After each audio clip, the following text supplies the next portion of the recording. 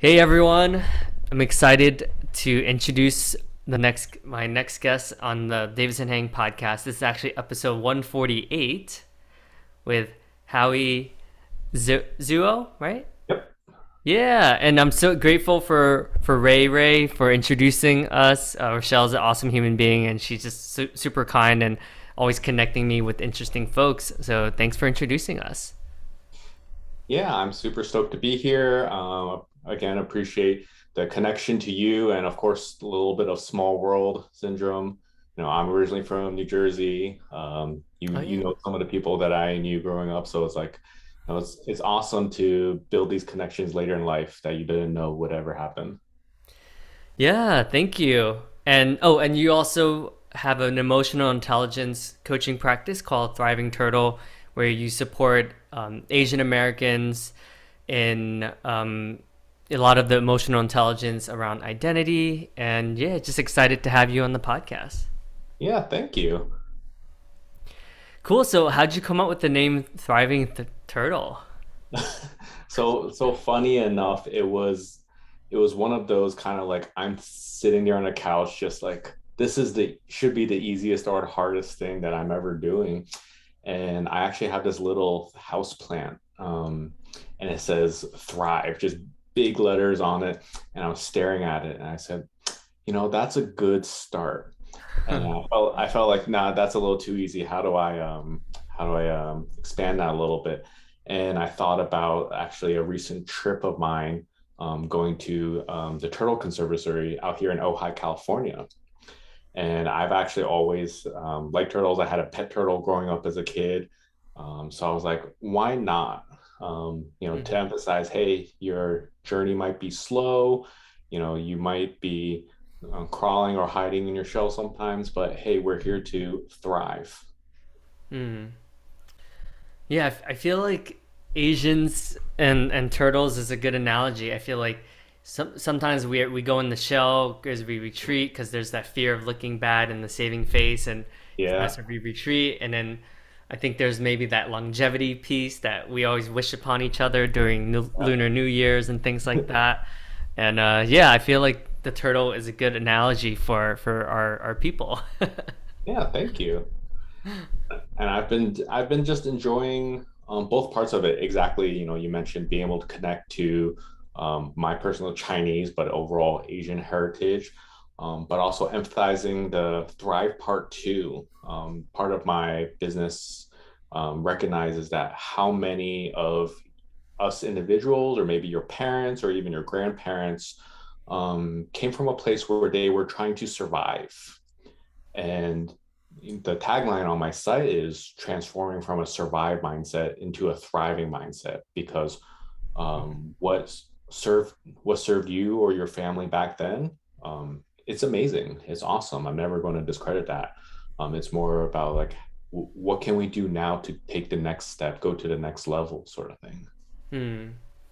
Yeah, I love what you said about not making them wrong because they have certain circumstances that are different than ours, and sometimes we might not ever understand that, right? Because many of us haven't gone through as many trials and tribulations of starting over in a new country or learning a new language or whatever the case may be, and just respecting and honoring the past, and also we are our own generation and we have our own obviously we also have our own struggles of fitting in or societal expectations and social media as well, right, in terms of comparing yourself and always benchmarking yourself against your peers as well. Oh, absolutely. Isn't that like the Asian thing? Growing up, you compare to your brother, sister, cousin, neighbors, whatever, right? And Yeah. it didn't help growing up in Jersey, right? We're next to all these Ivy League schools, and you're comparing SAT scores or whatever schools you got into, GPAs and all that. And it's, looking back on it, you understand that it's what your parents know to motivate, right? They want you to say, hey, it's doable. Hey, like if someone else can do it, you can do it, sort of thing. um, but it never comes off that way, right? And it almost feels like just like pit fighting, like we got to be the best. And Now I want to transform that into like, hey, how do we be a community and uplift each other, Mm, and build each other up in a way that doesn't require us to just be battling, right? mm. That's a great point. Yeah, I think I'm not sure. This is like a pretty blanketed statement that Mm-hmm. all Asians like think more like win loss. Like there's like, but I do think I forgot someone mentioned it to me, but they felt like white Americans are better at like just giving help just for the sake of giving help and not always wanting something in return. I never thought about that. I was like, yeah, I think sometimes if people offer help to like, my parents, I feel like they might be skeptical. They might be like, why is this person like trying to help me? Whereas like, maybe in, I guess networking terms or in more traditional white families, I have seen that like they just give for the sake of giving, but maybe it's just culturally, it's a little bit more acceptable. Whereas maybe in our culture, getting help sometimes means that like you're not strong enough or you're not able to be you're not being independent or something like that. Yeah, I completely get it, especially since many Asian cultures are so rooted in a family, right? Like within the family, Mm, um, you do anything and everything and sort of thing. And in mm, some ways that's good, and in some ways that's toxic. At the same time, if you don't have the right boundaries, mm, sort of thing. But I completely get what you said about like, freely giving.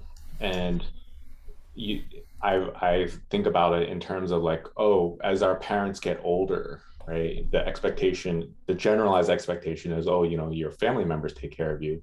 mm, um the concept of like government assistance or like going to a old people home or anything like that is like foreign and like no, right? mm.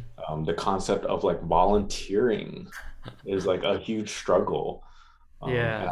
I'm very grateful at a young age. I volunteered at soup kitchens and things like that because it showed me that um, I can't boil down everyone's story so easily. You meet people who have hard times, and they didn't have a single contribution to why they were there.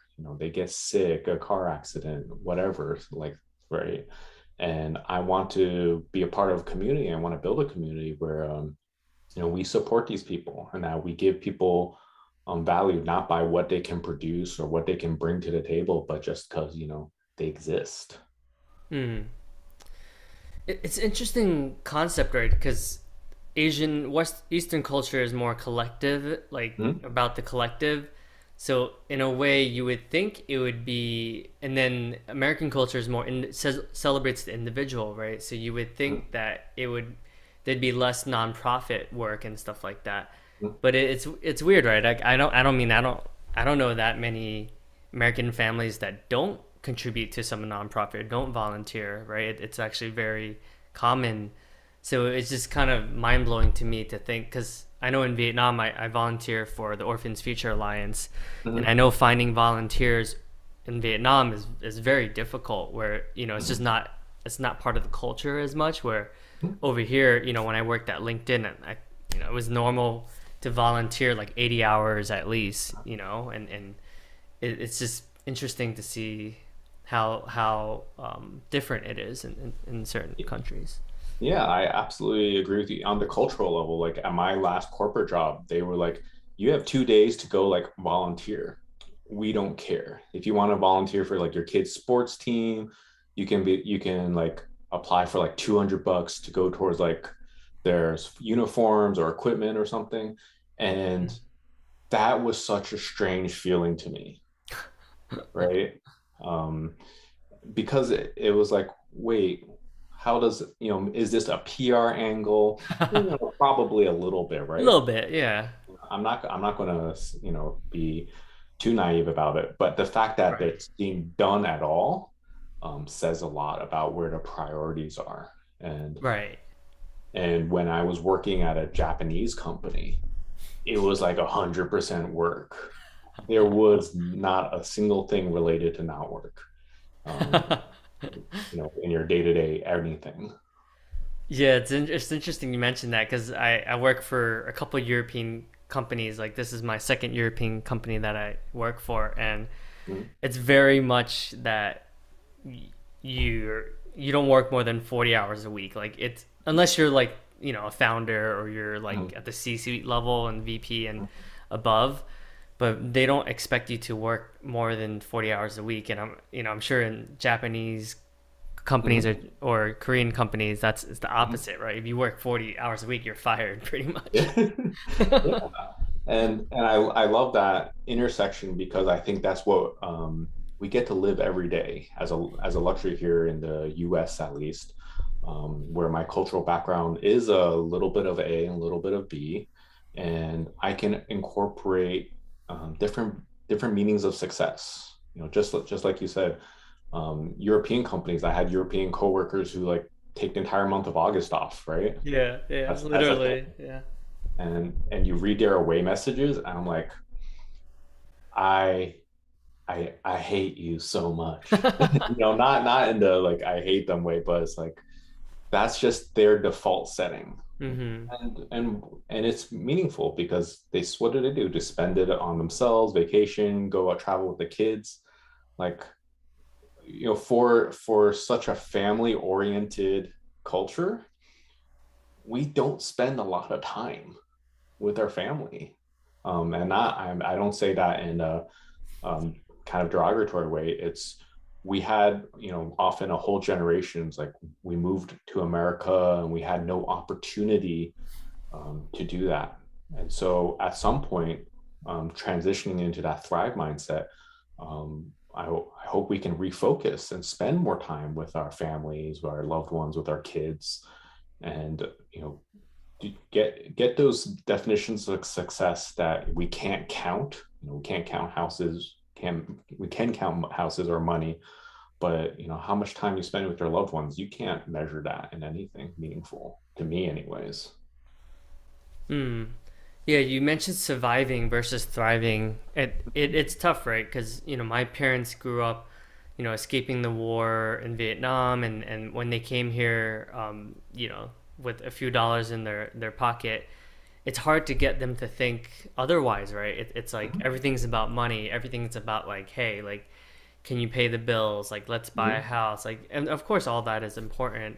But it really is. I feel like it's very difficult for my parents to think it's all they know, right? It's hard for them to really see a different way of being, you know? Yeah, yeah. We have like a whole generation, like I mentioned, Chinese and Cultural Revolution, the Korean War, India with British people, leaving in like the late 50s, if I remember, um, a tsunami, hurricane in Japan, like you name it, like something's happened, and it's hard to convince people who've been doing the same thing, for so long in their lives. Hey, try something new.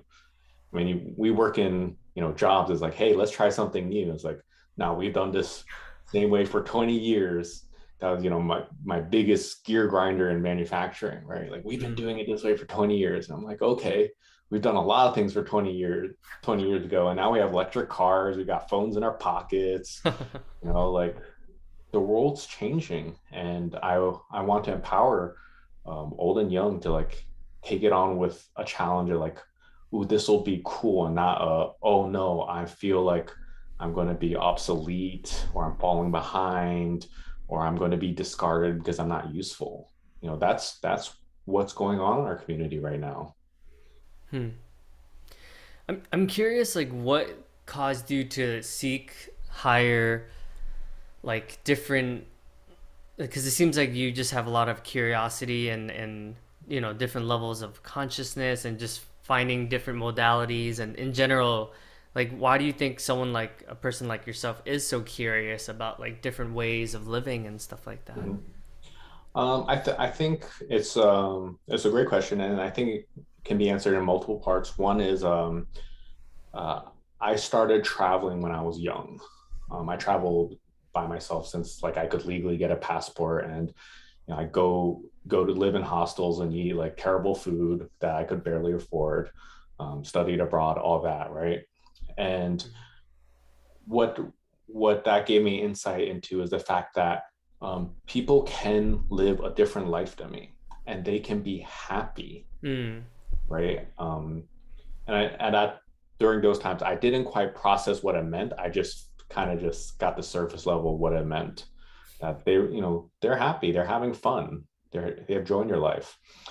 And as I got older, you know, I did everything that I was supposed to do, air quotes supposed, to succeed. You know, I have an engineering degree. I got a good paying job. I had monetary security, 401k, whatever you name it. And those are all very important things. Um, but they didn't make me joyful. So they satisfied that security need, but it couldn't take me to the next level. And that engineering background was like, well, I got to try everything. I got to iterate. Mm. And so once you've tried everything that you just got to start trying things that you don't know. And that gets weird real fast.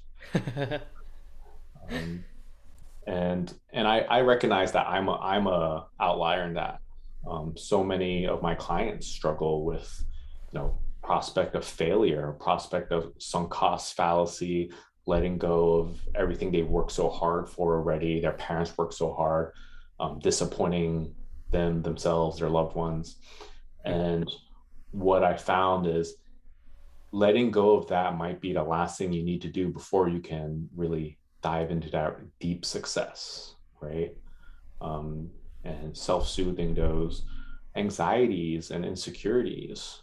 That's part of why I built my business, is that I don't expect everyone to just like, hey, you know what, just maximum risk, it'll work out, right?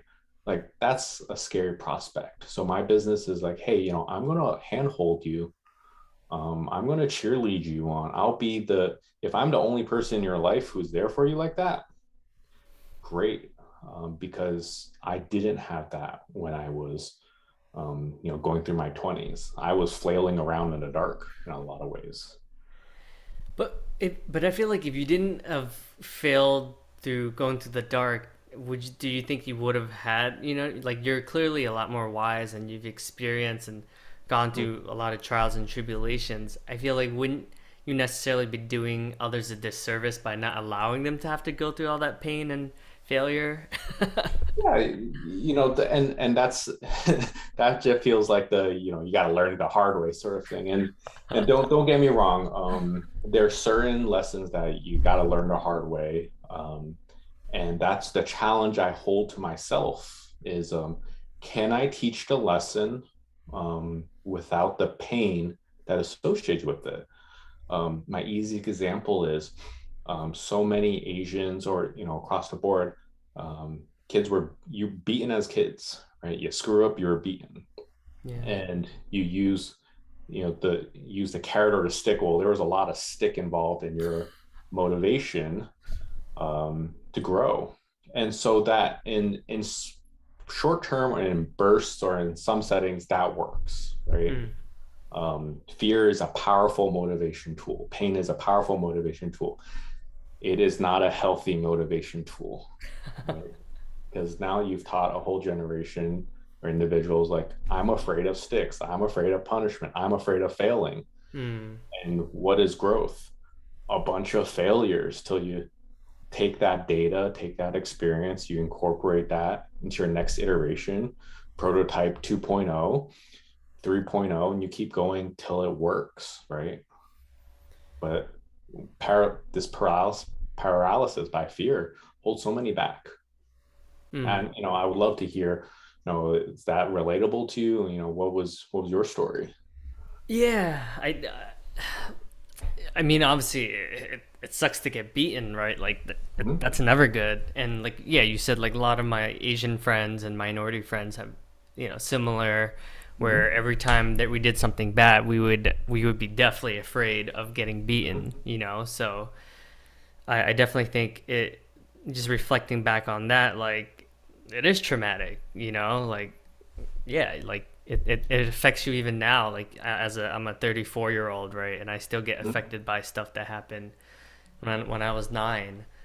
I Hmm. think what it taught me, I guess, um, and this is after doing a ton of therapy, a ton of like Tony Robbins and reflection Hmm. and a lot of healing work, like hundreds and hundreds of hours of healing work. Like in a way, I'm glad all that happened because now I get to, like similar to you, get to be of service, be a contribution, and help others. And if I didn't go through all that, I wouldn't. I don't think I would have the compassion or the relatability to be able to understand what people are going through at the some of the darkest, deepest moments. Yeah, and so that's one part of we get to use that shared experience, shared culture. I'm not saying it's a great one, Yeah. um, but to take the silver lining and use that, let's build bridges and connect with people. And then Yeah. once we connect, we can start the healing and teach concepts like self-forgiveness, right? Recognizing that, I feel like my parents and many other parents, um, they pushed us so hard because they were so afraid of failing, right? They were so afraid of screwing up. They were so Mm. afraid of being bad parents, looking bad socially, all of the above, right? Yeah. And so I can't say their love came from a bad place. I'm saying that can we express it in a better way for the next generation? Yeah. Because it does hold you back. We spend years fixing that we could empower the next generation. Like, hey, take that energy and let's go to the next level. Yeah. Uh, what you said about failure definitely resonates, right? I think when you're getting hit, when whether it's getting bad grades or, oh, I don't want you to go through the same struggles I did, or whatever, the intentions are good. I get it, right? Mm-hmm. They just want us to have better lives than they did, and they want us to have, less scarcity, like less risk, right? And, Mm-hmm. like what they did coming to America. And yeah, it is sad to kind of see that it still affects us as adults. And at the same time, um, I do think our generation is changing that, right? I think a lot of Mm-hmm. us, I mean, hopefully, if we're aware enough, we are changing it, and we don't, we're not gonna like hit our kids and not physically hurt them, right? And yeah, it's tough. Parenting is tough. I have compassion for them now. Now that Mm-hmm. I'm older, like, okay, they did the best they could, and Mm-hmm. maybe I would have done it differently. But at the end of the day, it made us the people we are today. You know. Yeah, and I say this, say this, knowing that if when you choose to have kids or work with kids or anything, I know you'll do better because you're just that much more aware, and that's the Yeah. first step of breaking vicious cycles. Right. Recognizing that what was done wasn't done out of malice. Um, Hmm. and so when you can have that healing for yourself, you can have that healing for your parents and forgiveness for your parents. And then you know how to teach that forgiveness because you model it as a behavior, right? Hmm. I certainly would not want to teach anybody that failure is bad. I would just want Yeah. to say, hey, it didn't work out. Take that data point, take that experience, load it up into the next iteration because that Yeah. makes you better. We do that if it wasn't studying, it'd be playing sports, right? You play basketball, you don't shoot like one hoop and then be like, oh, I missed, I'm a terrible player, right? Nobody Yeah. sees that like that. Um, and if it's like lifting weights, it's like, today I can bench 150, tomorrow I don't bench 150, I'm tired, right? Um, Yeah. does that mean you got weaker? No. You're fluid in motion. And I think everyone has this idealistic um, version of themselves in their head. And what I want to take them is like, hey, let's bring it into the world. What sticks is great, and what doesn't, we refine. We can grow, we can change, we can evolve. I call that me, right? If it's not my career where I've been across the board, I study chemical engineering. I have not worked as a chemical engineer. I worked in aerospace. I worked in IT. I worked in sales. Um, And one thing I've heard so often is like, don't you think that was a waste of education? I was like, no. The choices I made when I was like 18 was the best choices I could make when I was 18. And Hmm. those choices fueled me to where I am. So I would not change a single thing. Yeah, I love that acceptance, right? I hear a lot of your self-forgiveness, like you accepting who you are and making peace with the past and Mhm. ultimately having compassion for yourself. And then once you have that compassion for yourself, it's so much easier to give it to someone else because you don't have you feel like you don't have to fix yourself, right? You feel like you don't have to fix others. You can just simply be with others, and that's a beautiful place to be. Yeah, and I like how you put it, like just being, right? Our parents want us to be perfect, except people aren't perfect. And that's such a hard pill to swallow, but it is a real, it's the real truth. And we're, as a culture, so often it's like working towards the next thing. You go to school, you finish school, you got to get your job, you got to move up, you got to think of the next thing. Um, how good are we at celebrating the here and now? Right? Mm. That's something I try to do in my day to day life. Like, let's just celebrate all the things. Like, you fixed your car, like, let's celebrate. Or, you woke up today and you felt extra. Okay, let's celebrate. Right?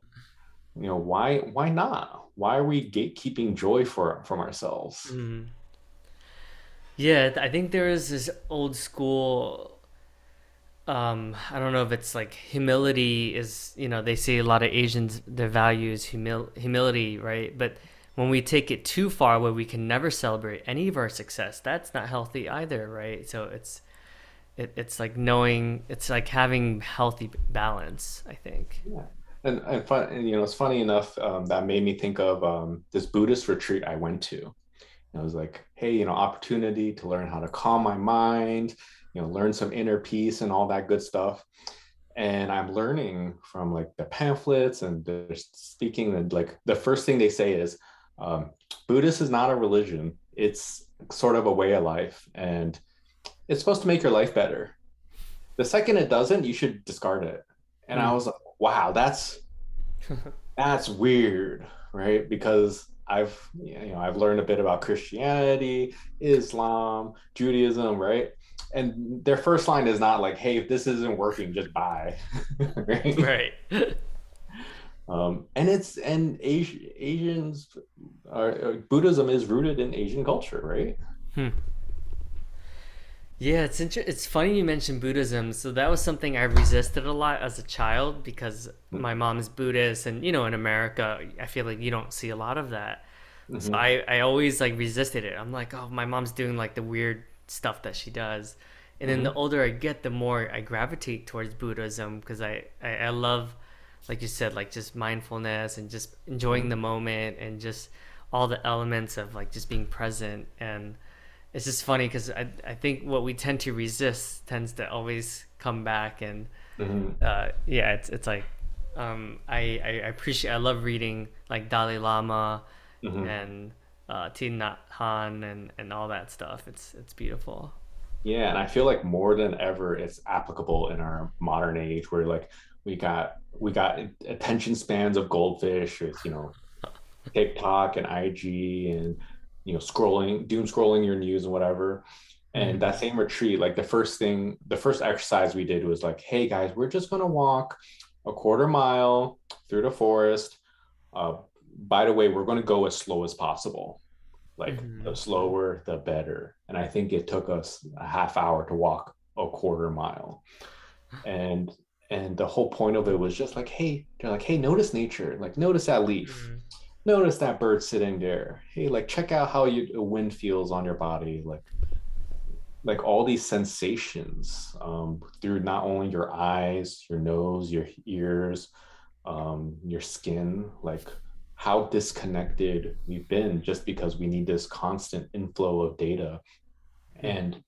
And I'll speak to like several of clients of mine who's like, yes, this idea of sitting down and being quiet is uncomfortable for them, right? And I'm like, wow, we have as a culture, as a people, progressed at a high speed, but I don't think our emotional comfort and intelligence has gone up to matching speed. Mm. Yeah, you're right. It's so difficult for me. Like meditation, I think it took me like 2 years until Mhm. quote unquote I didn't judge myself like Mhm. during it, you know? Oh, It's very difficult. oh man, I love meditation. And for anyone who's listening, the first thing I tell people about meditation is not clearing your mind. Because thinking about nothing is like impossible or just really, really hard. Not something Yeah. for, you know, new people. What meditation is meant to be is to give you space to think about all that stuff you've been backburnering, right? Mm. Because I gotta get to work, I gotta get dressed, I gotta take a shower, I gotta, take care of this at work. Now I gotta eat lunch. Now I gotta finish, like we have this nonstop of things going in our life. And what it's just meant to be is create space for you, right? I think we generally know that like when you bottle up your feelings, you explode. When you bottle up your thoughts, you explode or burn out, which is explosion and still, right? Hmm. And, and really slowing down from this competition, slowing down from this, I gotta keep moving forward. Um, and yet you don't even know when was the last time you did some maintenance on yourself. Mm. Yeah, I love what you said.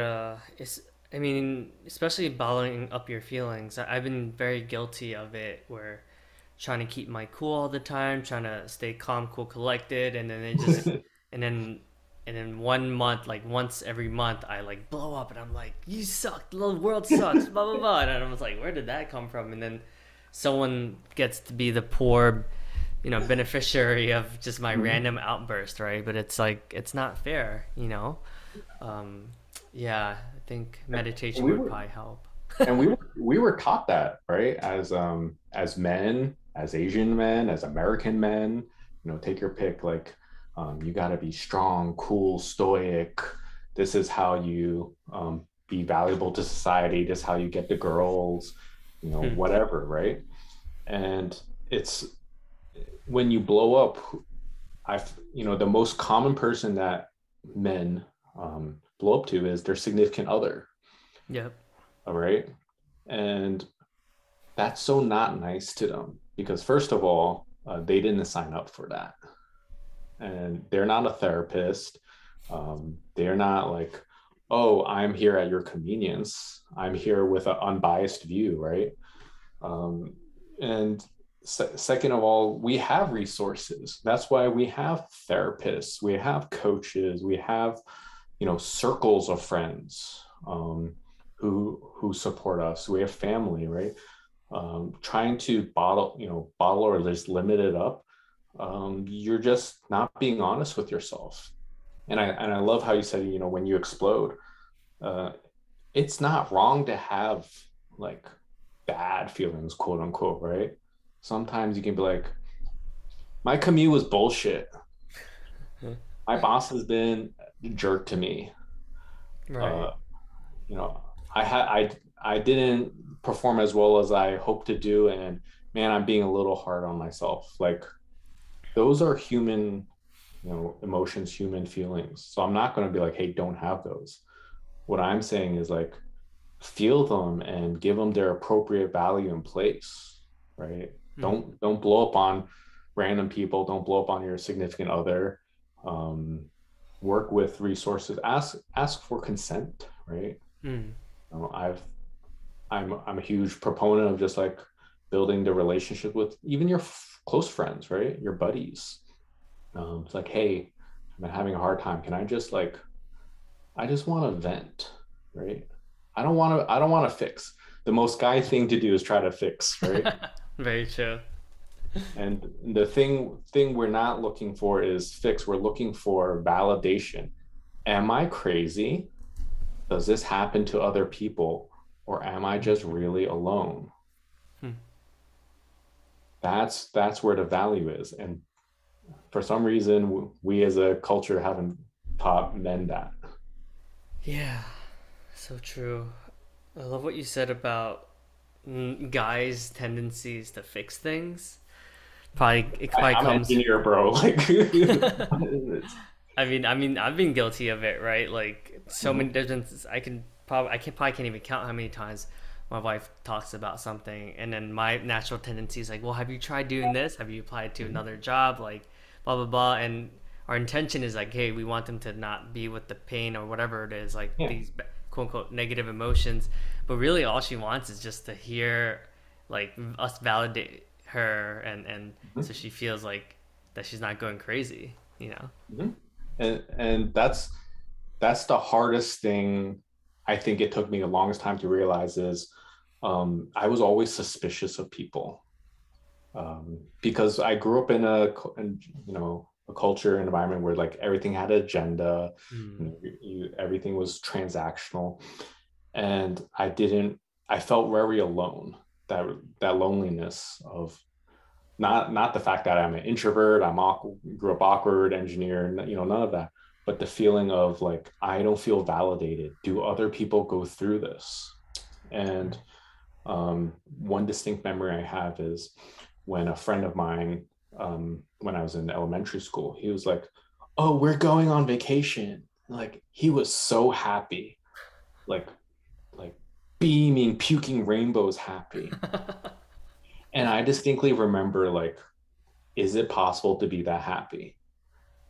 Uh, and and I'm thinking about that. I was like, I don't think I ever felt that happy about anything in my entire life. Mm. Right? Not the red envelopes, not the birthday parties, not Christmas, not Santa, like not nothing. Hmm. And that I think that was my first spark of like, am I just different from everyone else? And Mm. it took me a long time to realize, no, it's not that I'm different from everyone else. Is I haven't quite found my tribe, right? People understanding. And modern day we have like you have your Myers-Briggs, your Enneagram, your whatever, right? Yeah. And and so one was for me to accept myself as, I don't get nearly as excited, but that's okay. This is my level of excitement or sadness or anger or whatever. Hmm. And then the acceptance of others are like when people are loud and yelling and like screaming happy, I'm like, cool. We could use that in the world some more and not just annoyed of like, man, like be quiet, you're ruining the mood, right? It's good self-awareness. Yeah, like I was a really cynical dude and life was hard, right? And my realization was being cynical didn't help in the least bit. Mm.